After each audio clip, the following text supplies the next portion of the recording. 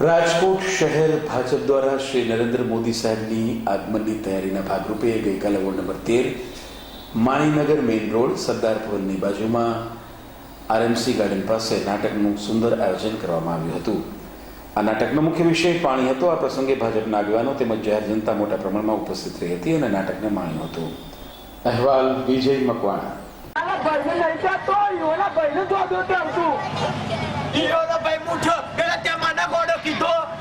તમે તો ડાયા તો ખબર પડી ગઈ।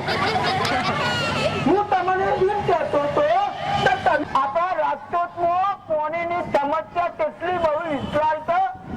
જે પહેલા હતી હવે તો રાજકોટની અંદર તો હવે પાણી આવી છે એટલે હું તો ડોલ લઈને જ દાંતણ કરે। એમાં તું મને શું કહેવાનું? પાણી આવ્યું તો એમની નહીં આવ્યું। આપણા મુખ્યમંત્રી સાહેબ રૂપાણી સાહેબ અને વડાપ્રધાન સાહેબે કેટલી મહેનત કરી છે તાને પાણી આવી છે અને જો તમે પાણી બધા